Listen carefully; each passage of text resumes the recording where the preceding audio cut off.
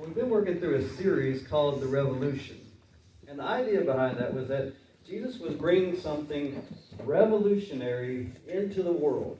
And Paul kind of gives us the language to understand that. And he talks about how it brings about a new humanity into the world. And Jesus points us to the fact that when his people, led by his Spirit, when his people come into the world and are living out what they're called to be, he says that they are going to be like salt and light. Like salt and light. And so salt, has that feature that it prevents decay. And our world is just crumbling under the burden of sin and decay. That's not a news flash. You can look at, the news for 2 seconds and know that. That's not something that was, different when you were a child and is, one way now. It's something that has always been going on since the fall. And so every society, every culture that you may encounter is decaying in some way. The burden of sin is at work in people's lives and families and wherever it may be. And so that's what salt is going to be. Salt is going to keep that decay from happening. That God's people in the midst of that, by following him, are going to have a preserving effect. They're going to keep it from decaying, from just falling apart into a mess. And so that's a positive thing that we see in the world. And another is light. And so this contrast with darkness. And so what you have is, you now have God's people in society, in a culture, being a source of light. Instead of darkness, instead of death and evil and lies, you have them being a source of truth. You have them being a source of light, of goodness in the world. And so this is what he lays out for them. It's his vision for them. And we've been looking at how Jesus describes that, because that's a big thing. I mean, that's a tall order. And we might have a hard time wrapping our minds around, okay, how does that work? How do we do that? How do we participate in that? The disciples that would have first heard Jesus talking on this, they would have probably struggled to understand, okay, what exactly does that look like? What does that mean? And so we looked at how Jesus drew out illustrations of what that means. And Jesus talked about, to be salt and light, it's going to require you to sacrifice some things for the good of somebody else, for the good of the situation. And so he talked about people sacrificing their rights. And he talked about people sacrificing their property.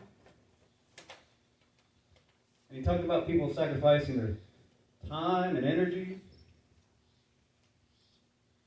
And he talked about people sacrificing their money.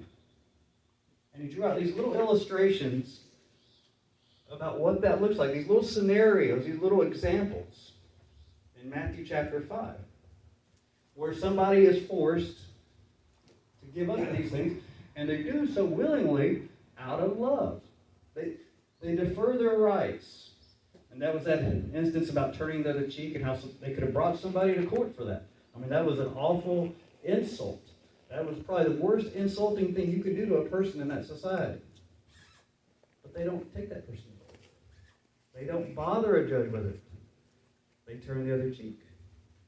They forgive. And then we talked about the example of property. Somebody, sues you and takes your cloak, gives them your tunic too, and that kind of thing. And talks about time and energy. Somebody forces you to go a mile, go an extra mile. And then money. Be open-handed. Loan to people. Don't withhold. Give to people. Be generous. And so, these are the things Jesus is illustrating for them. When you respond to people in love, if that's how you're operating, if that's what you're doing, you need to be willing to sacrifice some things. And that's a hard message, because look at this list. Which on this list do you think is hardest for people to sacrifice, to give up for somebody else? Time and energy. Time and energy? That's a big one. Because we all feel like we don't have enough time, right?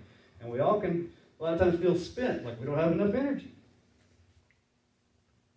What else do you think? Anybody got another one in mind? That's the hardest to give up, sacrifice for somebody else? Our rights. Maybe our rights too? Yeah. We all have a certain bit of entitlement and our understanding about what our rights are and what they should be. It's hard to give that up.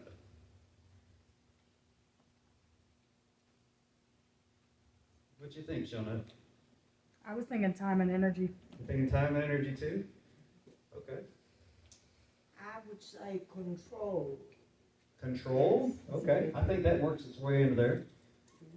Since there's only one parent, the daughter is the parent now, and I'm the daughter. In that situation. Okay. I introduce her as my mom. Is that right? What do you think? Any others jump out at you? As particularly hard for a person to give up and sacrifice for the good of another person? Money. Huh? Money. Money? Yeah, I think Jay's hit the nail on the head. I think that's a big one too, definitely. Well, the time and energy, I think, and the rights, I think both of those are probably power ones, like you said. These are not easy things. And so when Jesus starts listing these things out, these illustrations, whether it be money or time and energy or rights or whatever it would have hit a certain disciple a certain way, they're probably listening to us going, that's hard. I mean, that's going to take commitment. I mean, that's not an easy ask, right? I mean, that's a big thing. That's my rights. I have rights. I don't have a lot of rights. I'm a Jew under a Roman-occupied territory, but I have some. And that's my property. I don't have a lot of property. Come on. Well, that's my money. There's only so much of that going around. I'm not made of money. I don't know why my mom used to tell me that growing up. She was always saying she wasn't made of money. I never thought she was. But anyways, time and energy. Well, there's only so much of that. And you need it. Right? Because that's finite. And so a disciple looking at these things and hearing what Jesus is saying would probably be very challenged. And they would think, Jesus is asking us to respond in love. And these are kind of examples. Jesus is asking us to be very, very obedient. In fact, Jesus is asking us to be obedient in ways that we hadn't really considered that we should be.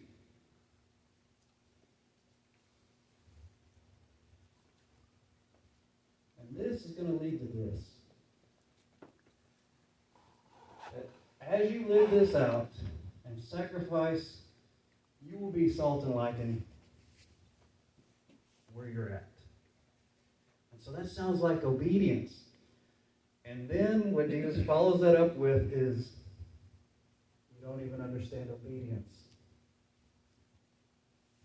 Well, this sounds like obedience, Jesus. And Jesus follows it up with, you don't even understand what the word means. Well, let me explain it to you. Because your idea of obedience is skewed. And so this is where Jesus goes next when he's talking to the disciples. And that's our focus for this morning.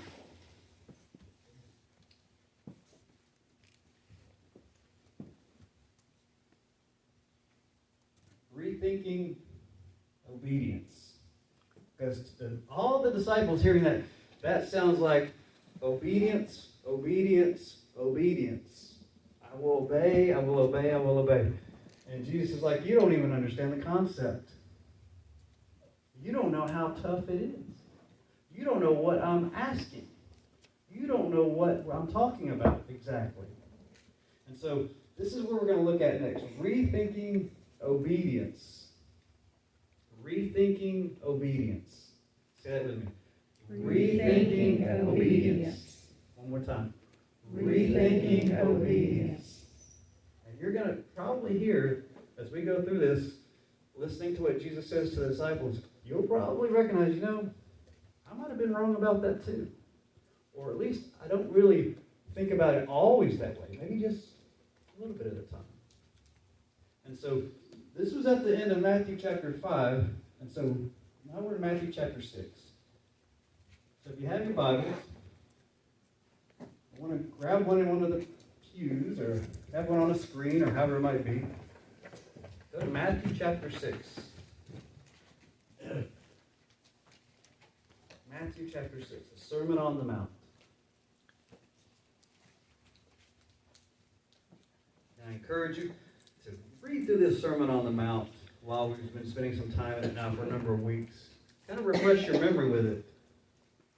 And if you run into some parts on 6 or 7 that, maybe a little bit confusing for you, not kind of sure what's all being said and that kind of thing, then we may cover that in part of these sermons. Matthew chapter 6. And what Jesus starts doing in this part of his discussion with them is he brings out 3 blocks of things, 3 big topics, 3 areas. And one of them has to do with generosity. And one of them has to do with prayer. And then fasting. So generosity, prayer, and fasting. These are kind of 3 areas that Jesus is going to touch on. And he's going to be talking about obedience in these areas.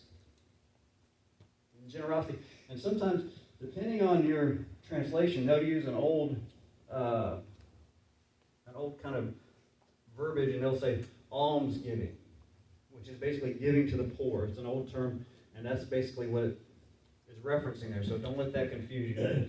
That's just an archaic term, almsgiving. That's giving to the poor. He's talking about generosity, prayer, and fasting. Okay? So these are the 3 areas Jesus is going to tackle when he's talking about obedience. And in Matthew chapter 6, look at 1 and 2. Jesus says, "Be careful not to do your acts of righteousness, before men." This is the almsgiving, sometimes translated that way, because what he's talking about is he's talking about giving to the poor. That's what that acts of righteousness means. To be seen by men. If you do, you will have no reward from your Father in heaven. So, when you give to the needy, and he's expounding, do not announce it with trumpets, as the hypocrites do in the synagogues and on the streets, to be honored by men. I tell you the truth, they've received their reward in full. Okay? And then dropping down to prayer, in verse 5, he says, "And when you pray, do not be like the hypocrites, for they love to pray standing in the synagogues and on the street corners to be seen by men. I tell you the truth, they have received their reward in full."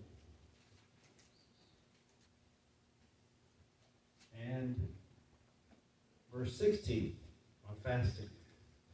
"When you fast, do not look somber as the hypocrites do, for they disfigure their faces to show men that they are fasting. I tell you the truth, they have received their reward in full."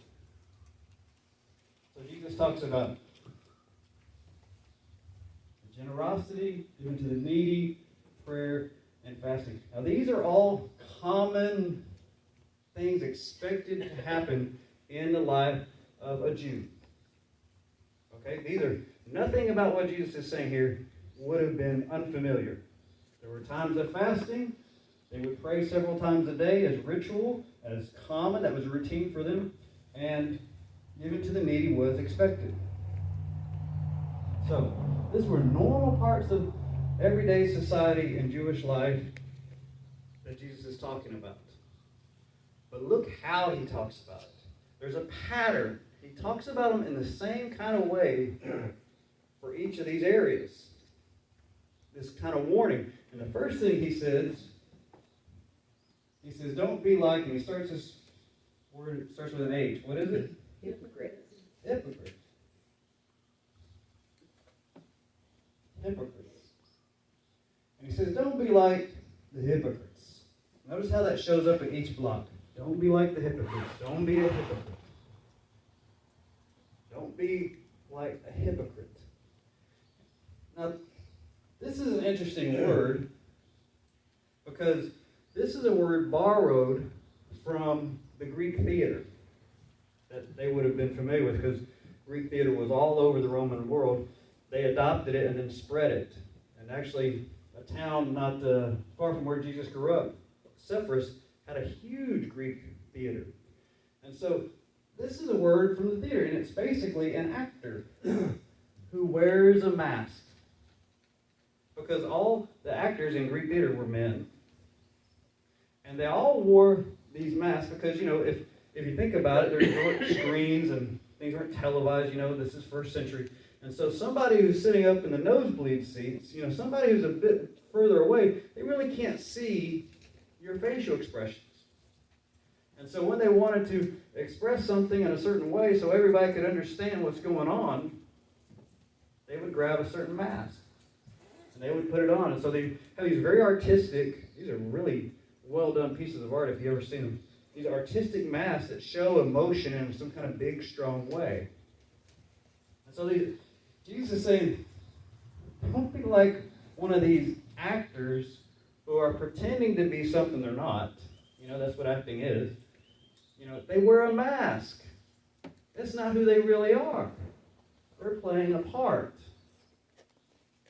And Jesus is calling the people who play the part in these ways hypocrites.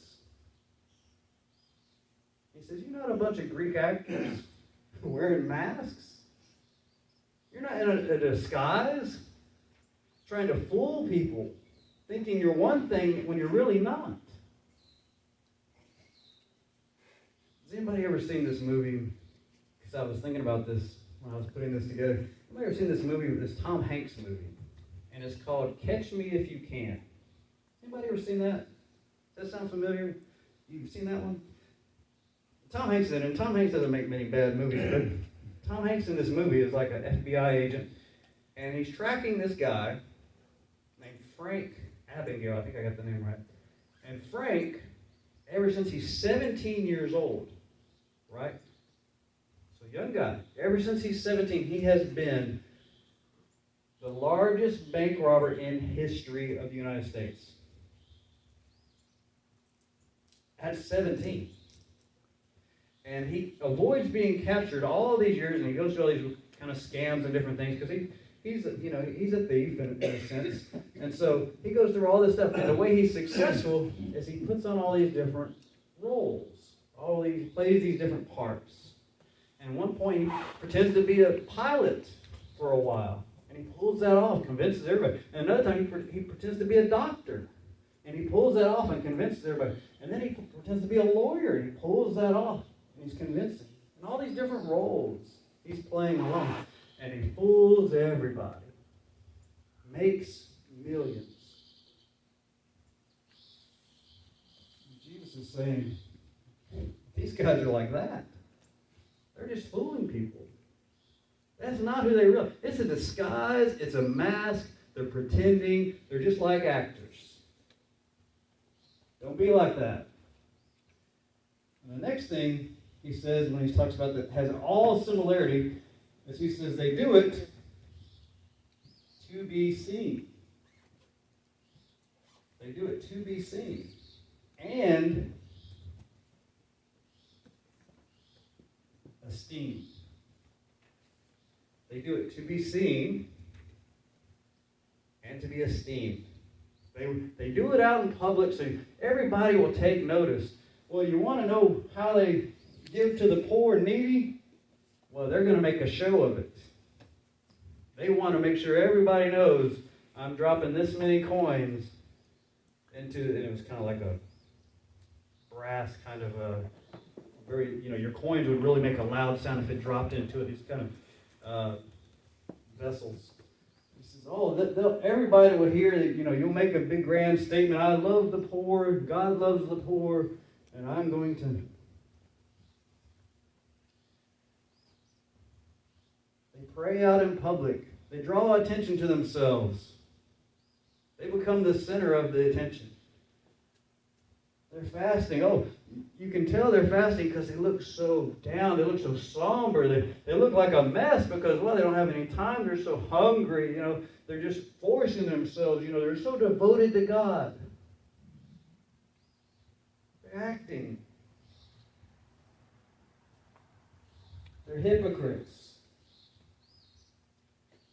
They do it to be seen and to be esteemed. So that those that are watching, that crowd, that audience, whoever happens to be nearby, will take a look at him and go, that is a righteous man right there. That man is godly right there. That person, that lady, she is so generous. That lady, she is so kind and godly. Oh, if we had more women like her. Oh, if we had more men like him, we'd be a much better nation. We'd be a much, God would probably already send his Messiah if we had more men like him. He's a good guy. But she's the example to follow. And Jesus says they do it to be seen, to be esteemed. But that's not who they are. See, remember we talked about this a couple weeks back, and in our Sunday evening class, this was an honor and shame culture. That's how you got social credit. That's how you got your standing in their world at that time, in that place. By how much honor you showed. And I tell you, in first century Israel, to be a Jew, there's nothing that puts you on a higher plane than to look godly. There's nothing that gets you higher than to look like a righteous man. There's nothing that puts you on a pedestal higher than to, oh, he's so generous. Look how he prays. He's so devoted to God. He is fasting again.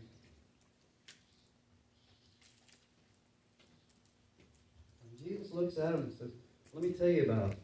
Don't be like them. They're hypocrites. They're hypocrites. Now, a disciple hearing this, and like we talked about it a minute ago, like I said, that sounds like obedience. And if they would have heard that, they might have said, wow, Jesus is really challenging us. He's asking us to do so much, and this is not going to be easy. But, if we're committed, I guess we can do it. He's asking us to be obedient in just a total committed way, just to give all we have. And Jesus says, you know what? You can look like you're responding in love, but it's not who you are. You can look like you're responding in love to God, but it's not who you are. See, outwardly, the way it appears, the way it looks, is you are a godly person responding in love to the needs of a man. You're giving him money to help him. You look like you're responding in love to God because you're fasting and you're praying and you're devoted to him. And Jesus says, but you're not responding in love. Because that's not why you're doing it. You're doing it to be seen and esteemed. In fact, the Pharisees, they're really good at this. In fact, they've got it down pat. They make up rules on a whim, and they all follow them. And if somebody gets out of line, one of the other Pharisees comes and corrects them and gets them back. And they all look the part. They all look like they're godly people. If you followed them around, oh, they're praying, they're fasting, they're giving, they're preaching. They're talking about the Messiah to come. They look the part. And Jesus was like, you can't compete with those Pharisees. If you try to look the part, if you think it's just about what you do, they'll have you beat. They'll do it and they'll look good doing it. Because what Jesus is trying to get across is that obedience isn't just about what you do. It's about what you do and why you do it.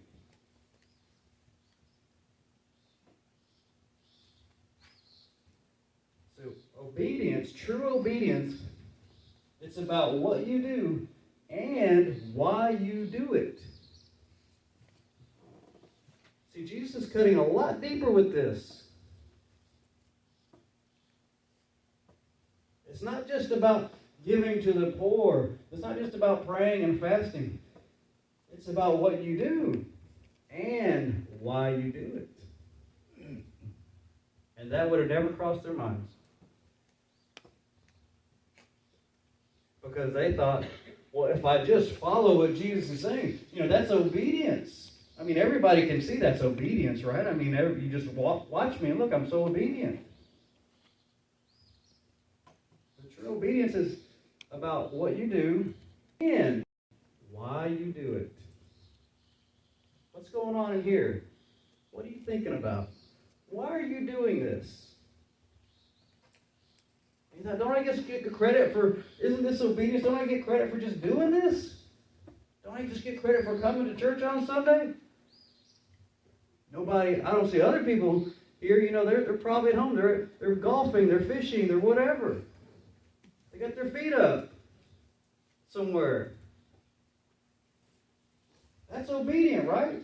And Jesus was like, don't you know I know better than that? Don't you know I know what's going on in your heart and mind? Don't you know I can recognize a hypocrite when I see one? See, this sounds harsh. Because this is a different level of things. Because we are so focused on thinking it's about what we do. And Jesus say, no, it's also about why you do it. But this is an invitation to the hypocrites. Because whether they were one of the disciples or one that would read it later on after it was written down, or Jesus had mentioned it again, it's an invitation to the hypocrites. Because he's asking them basically, look, why do you do what you do? Why do you have to have an audience see you do it? Why do you have to have people esteem you for doing it? Why? Ask yourself, why do you need that? Are you okay with that? Now here's the thing. Some people hearing that will go, that's right. Because if you hadn't figured out where it kind of lands, it's about vanity. And some hypocrites hearing this will go, you know what? That's true. I mean, if I don't have anybody around, I'm not making the donation. Because there's nobody to see it. And pat me on the back and think I'm a good guy. I think I'm a godly woman. If there's not somebody around to, just kind of think, for me to, then I'm just not going to do it. If somebody's not around to hear me pray, then I'm not going to bother with it. In reality, if somebody is not going to notice that I'm fasting, then I'm really not going to do it. I'm just not. And some of them will say, yeah, that's true. If there wasn't anybody around, that's right, that's true. I wouldn't do it. And I'm okay with that. I'm okay with that. Because, it kind of makes life a little easier, makes other people around me feel a certain way, and my mom thinks a certain way, and my dad thinks a certain way, they think I'm a good guy, and they raise me right. You know, it just makes life a lot easier. I'm just going to go along with it. It works for me. It gets people on my back. And maybe they'll do business with me now because they think I'm a godly person. Maybe I'll get a contract. Maybe I'll get some help in that way. But the other person who's self-deceived, who's hearing this, may say, you know what? Yeah, I probably wouldn't do it if nobody saw it. If nobody recognized it. I probably wouldn't fast like that, and I probably wouldn't pray, and I probably wouldn't help the poor. I'd keep that money for myself if I didn't have anybody to respond to it. I don't want to be that kind of person anymore. Lord, help me. And that's what Jesus is trying to get him at. This is an invitation for the hypocrites to see what they're doing, to think about what they're doing, and to come to him and be honest. If nobody ever found out you gave $1, if nobody ever thought of you as a godly person and this and that, and you prayed and you fasted and you did all these wonderful things and you helped somebody here and you went to church, if nobody ever knew that, you'd still do it. That's what Jesus is inviting them to come to terms with, to be honest about. Because that's what it takes to be saved. Jesus can't save a hypocrite because they're just wearing a mask. They're just pretending. And as long as they're pretending, he can't deal with the real you. He can just deal with the you present to the world.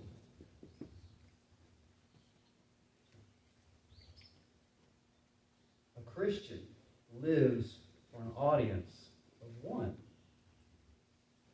A Christian lives for an audience of one. For the crowds, not for mom and dad's approval, not for what my siblings may think, not for what my neighbors think and my family and whoever else at work. Don't live for that. You live for the audience of one. He knows who we are anyways. Really. He knows when we're faking it. And he knows when we're sincere. That's what he's calling us to do. We live for an audience of one. A Christian lives for an audience of one. Say it with me. A Christian lives for an audience of one. As the music plays, I just want to put on your heart this morning. Because you may find yourself, it may not be in the areas we're talking about, but you may find yourself where you haven't been completely honest with God. You haven't really asked the hard questions about why you do things. Not just that you do them, but why do you do things like this or that? What's your motives?